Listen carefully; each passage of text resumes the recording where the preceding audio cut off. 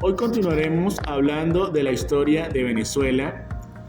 Continuaremos aprendiendo un poco más de la historia de tu país.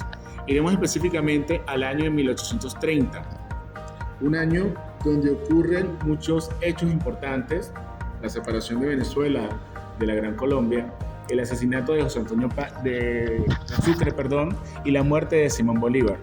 Y es también el inicio del periodo republicano más largo y más estable dentro de la historia de Venezuela, teniendo como figura principal a José Antonio Páez, el máximo líder de aquella república, uno de los 4 grandes próceres de la independencia, quien, a diferencia de Miranda, de Bolívar y de Sucre, sí pudo ocupar la presidencia en Venezuela. Acompáñame para que hablemos de eso en el día de hoy.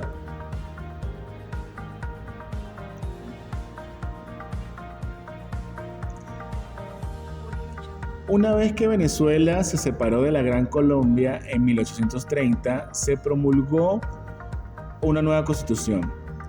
Todo esto bajo el liderazgo político de José Antonio Páez, para el momento el principal líder militar y también político en Venezuela, durante los últimos años de la vida de Bolívar y a partir de ahora en la Cuarta República.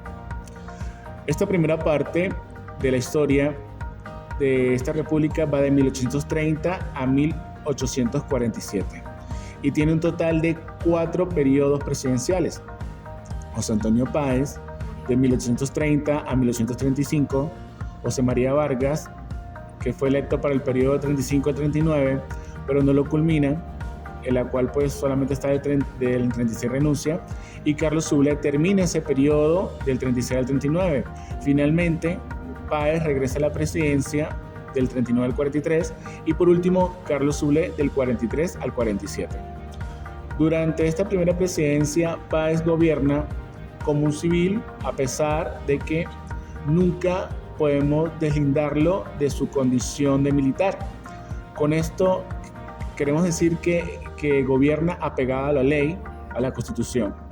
Otros aspectos importantes dentro de este periodo: se puso en práctica el sistema liberal de gobierno, hubo un enfrentamiento entre Páez y la Iglesia Católica, esto por la mala interpretación de la ley del patronato eclesiástico. Además de eso, se registraron varias sublevaciones, entre ellas la más importante, la de José Tadeo Monagas, que es el levantamiento de Oriente, en el cual inclusive se puso en duda la continuidad de la República, puesto que Monagas habla de la separación de lo que son los estados orientales en Venezuela. Una vez concluido este periodo, entonces va a llegar a la presidencia José María Vargas, electo para el gobierno que debió transcurrir entre 1835 y 1839. Vargas, siendo civil, es electo en una Venezuela paramilitares, donde los próceres creían que tenían el derecho de gobernar el territorio que habían liberado. Por eso, un movimiento militar que se registra el 7 de junio de 1835 y el 1 de marzo de 1836 en contra del gobierno de Vargas lo va a terminar, ¿sí? Dicho movimiento fue dirigido por Pedro Carrujo, terminando así con el primer ensayo del poder civil en la historia de Venezuela. José Antonio Páez enfrentó la revolución de las reformas y la derrota en 1836. Esta revolución es la que mencionamos anteriormente, que terminó sacando el poder a José María Vargas, aunque de forma indirecta, puesto que Vargas terminó renunciando posterior a la revolución. Como tal, entonces Páez pone orden en la República y recupera el hilo constitucional.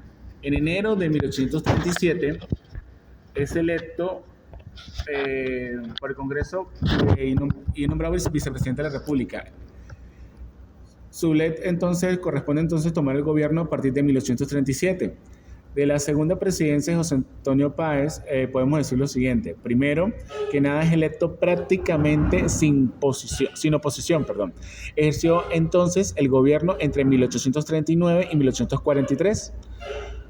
Durante estos 4 años se produce una sensible baja expresión del café, principal fruto de exportación de Venezuela de aquella entonces, y con esto crece el descontento entre los pequeños y medianos hacendados, sobre todo porque habían pedido préstamos que no podían pagar y con estos perdían sus propiedades.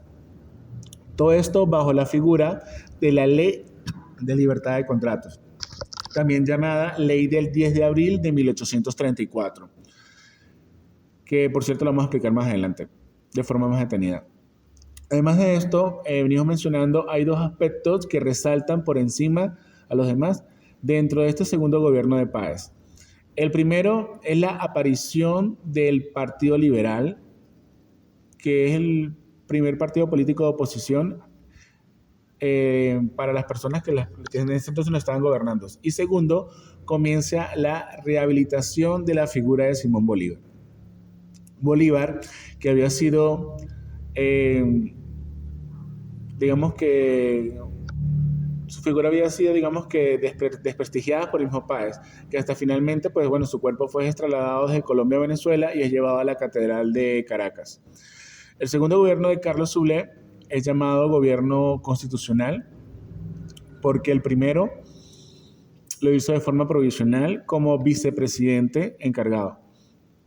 En esta oportunidad, Soule logra ganar las elecciones con un 67% de los votos, que no es poca cosa, pero que comienza a mostrar que la oligarquía conservadora está perdiendo fuerza a nivel electoral.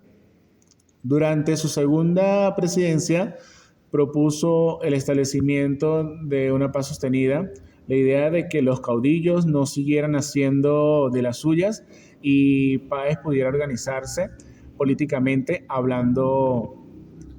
Hechos de importancia, tenemos la creación del Banco Nacional, la creación del Instituto de Crédito Territorial y el reconocimiento diplomático que hizo España de la independencia de Venezuela.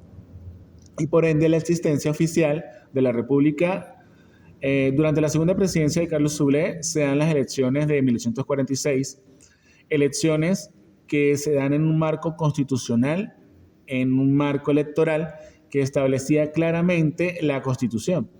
Y era un voto cerrado, en un voto censado indirecto, es decir, no votaba todo el mundo, y estaba limitado solo a varones mayores de 21 años, alfabetos, que era la minoría de la población, y además de eso, con altos ingresos anuales. Esto garantizaba que los ricos solo podían votar. Aquella elección trae serias complicaciones para la oligarquía conservadora.